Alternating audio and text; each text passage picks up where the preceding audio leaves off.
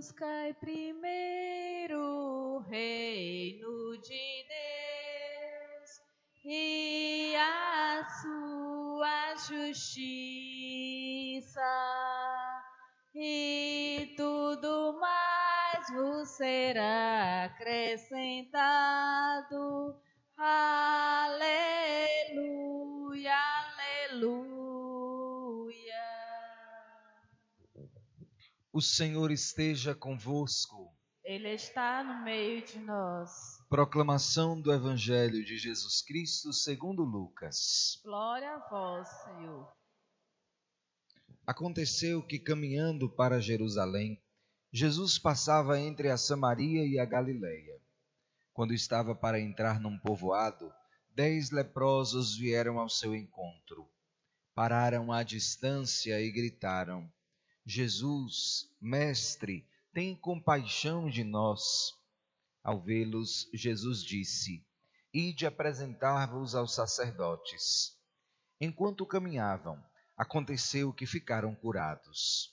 Um deles, ao perceber que estava curado, voltou glorificando a Deus em alta voz. Atirou-se aos pés de Jesus com o rosto por terra e lhe agradeceu. E este era um samaritano. Então Jesus lhe perguntou: Não foram 10 os curados? E os outros 9, onde estão? Não houve quem voltasse para dar glória a Deus, a não ser este estrangeiro? E lhe disse: Levanta-te e vai, tua fé te salvou. Palavra da salvação. Glória a vós, Senhor. Meus irmãos e minhas irmãs, hoje nós celebramos com toda a igreja a alegria jubilosa da canonização de uma santa baiana, a irmã Dulce dos Pobres, Santa Dulce dos Pobres, desde as 5 da manhã. Vamos dar uma salva de palmas, porque hoje o Senhor nos ofereceu para toda a igreja uma santa gente da nossa gente. E hoje, não só anjo bom da Bahia, mas do Brasil, de toda a Igreja Universal e do mundo inteiro.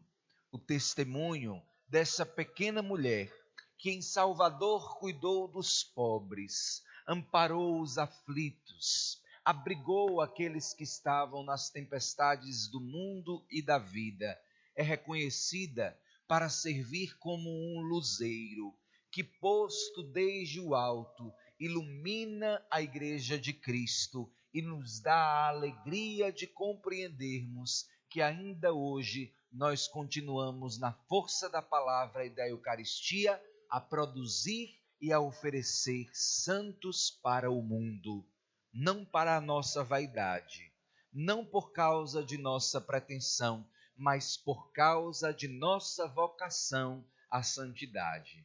Eis, meus irmãos e minhas irmãs, uma grande esperança que hoje é posta no nosso coração. Dulce santificada, nós, no nosso estado de vida, em nossas casas, dentro do contexto em que cada um vive, é chamado a fazer a mesma experiência, para quem sabe um dia não tenhamos somente uma santa baiana, mas uma jacobinense que sai daqui. Essa é a esperança do nosso coração. Alguns conhecidos como ela, que se tornarão postos no Vaticano e proclamados pelo Papa nos altares santos conhecidos. Outros, no anonimato, poderão, no silêncio de sua santificação, prosseguir intercedendo pela Igreja, pelos seus e por todo o mundo. Hoje, o Evangelho trata sobre uma realidade muito importante para nós, que como Dulce dos Pobres, queremos viver a santidade. Queremos caminhar a longos passos no processo de santificação. Talvez, ao escutar o Evangelho, nós imaginemos que o primeiro aspecto a ser meditado é o da gratidão. Porque, afinal de contas, está posto por Jesus que são muitos os que são curados, mas que são incapazes de voltar para agradecer. E por que é que ao escutar o Evangelho, esta é imediatamente a nossa primeira impressão? Porque nós nos identificamos. Somos aqueles que muito pedem ao Senhor, mas pouco louvor nasce dos nossos lábios. Mas pouca gratidão nasce do nosso coração. No entanto, embora seja esse um aspecto, não é o mais profundo do Evangelho que escutamos. Existem dois pontos importantes que precisam ser observados por nós. O primeiro é que depois de uma vírgula e antes do ponto, o evangelista faz questão de dar uma característica daquele leproso que foi curado. Ele era estrangeiro. Ele era samaritano. Os samaritanos, encontramos isso no outro texto de João, no capítulo 5, não se davam com os judeus. Isto é, não era este que voltou para agradecer do grupo de Jesus. Não tinha, inclusive, nenhum tipo de ligação com o Senhor, porque os samaritanos não se davam com aqueles que eram considerados o povo de Jesus, o povo judeu que caminhava com eles. Meus irmãos, foi exatamente um samaritano, alguém que não conhecia a Jesus, alguém que não fazia parte do grupo de Jesus, é forte o que eu vou dizer, alguém que não pertencia, por assim dizer, à religião de Jesus, que voltou para agradecer. Nós pressupomos então que os outros eram judeus. Nós pressupomos então que os outros eram profundos conhecedores da lei de Moisés. Entretanto, no coração daqueles que conheciam a lei, não existia sequer sinal de gratidão. Não existia aquela capacidade de ir ao encontro de quem prestou não um serviço qualquer, mas uma ação milagrosa de cura, a sensibilidade de reconhecer e agradecer. Você, Jesus, mudou a minha vida. Foram embora curados. Já possuíam aquilo que os interessava, a cura, não precisavam mais de Jesus.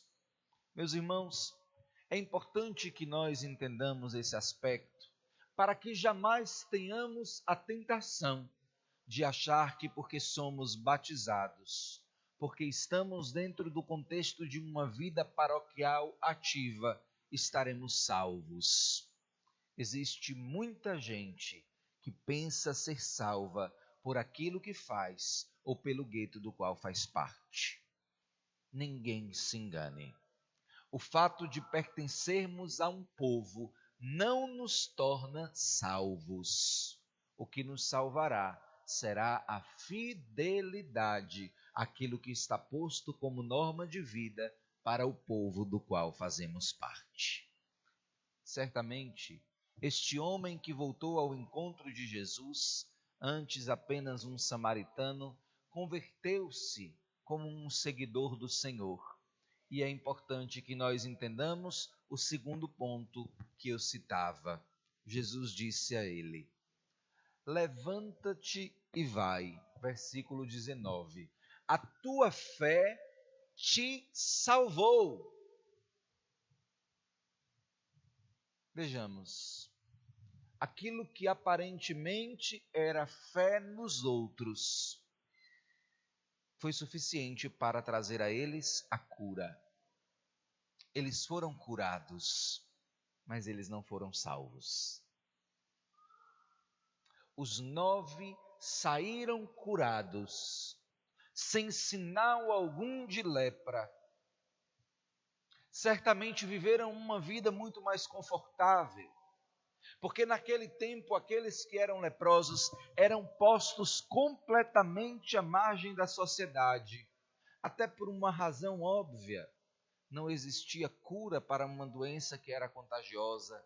O isolamento era, portanto, o destino daqueles que eram diagnosticados com essa doença.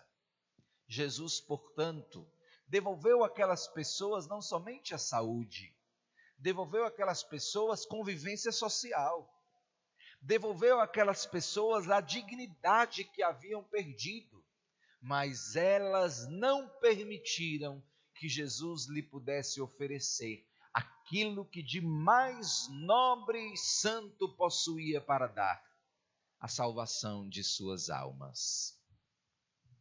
Meus irmãos, perguntemo-nos, pois, se não estamos ao longo da nossa vida sendo homens e mulheres que recebem de Deus muitas coisas, porque a nossa confiança movimenta o coração de Deus. E há quem pense nesse sentido, que porque está recebendo de Deus cura, que porque está recebendo de Deus milagre, que porque está sendo ouvido por Deus em sua oração, alcançou a salvação. Não. Atenção. Desperte o seu coração.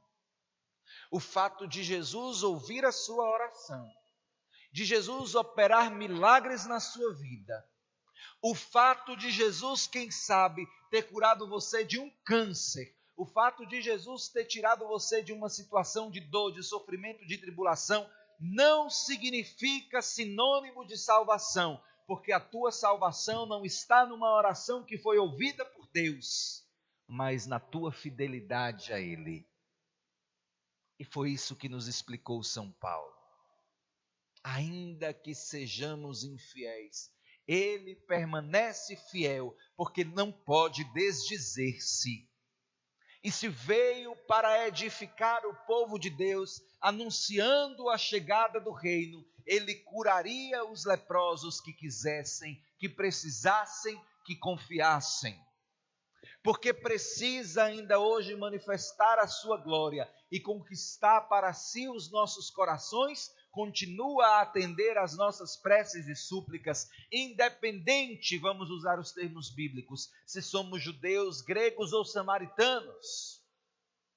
Independente, e aqui nós entendemos porque é que existem milagres em outras religiões. Independente dos muros das religiões, continua a realizar milagre, continua a realizar cura, continua a realizar na vida de ateus toda sorte de bênçãos.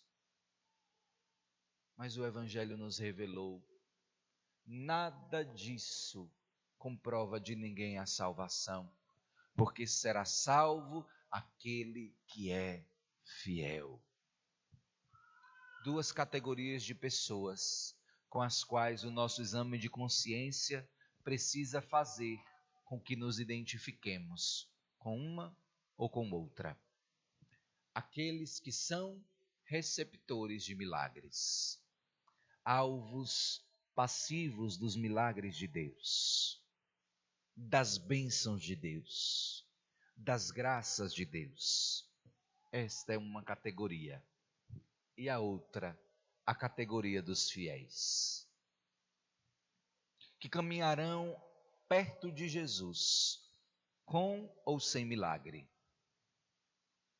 que estarão com Jesus na glória do terceiro dia, quando o sepulcro ficou vazio, ou na dor humilhante da sexta-feira, quando ele estava humilhado diante de todos, e convida a estes, os fiéis, a experimentarem na carne a mesma humilhação, inclusive quando se perguntam, digamos com o salmista, onde está o teu Deus? Dizem os maus, e eu não aguento.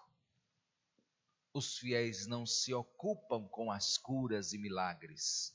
Os fiéis se ocupam com a capacidade de ser fiel, como pressupõe a sua categoria. Meus irmãos, Dulce foi santificada por uma razão muito simples. Não sei se vocês sabem, Durante pelo menos 15 anos, esta mulher dormiu sentada, porque não conseguia respirar. Poderia usar, inclusive, como uma justificativa muito plausível, a sua dificuldade de respirar, para tirar aquele hábito fechado que possuía. Hábito é a roupa da freira.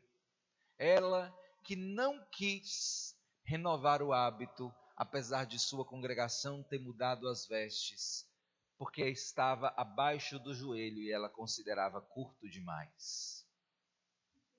Permaneceu com o seu hábito, na sua cadeira, na sua fragilidade.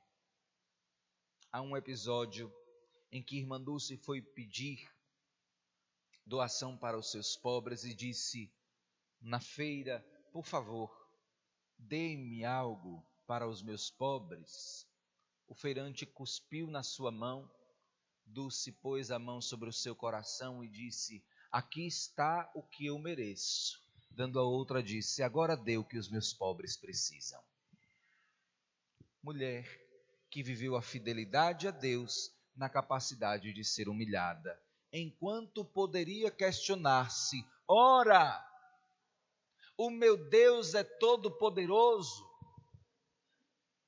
Poderia, inclusive, argumentar: não és tu, Jesus, aquele que curou 10 leprosos de uma doença terminal sem nenhuma esperança? Porque não podes providenciar aquilo que preciso e me fazes passar por tamanha humilhação? Se questionasse deste modo, seria aquela que está entre os passivos que recebem milagres. Mas esta não era Dulce. Dulce estava na categoria dos fiéis.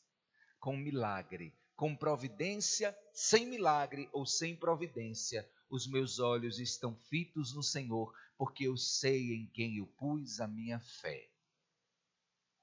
Meus irmãos, que o Senhor nos ajude a compreendermos o caminho da salvação que Ele quer que trilhemos, que não é certamente o caminho apenas de uma oração atendida, mas o caminho de uma fidelidade sofrida. Amém.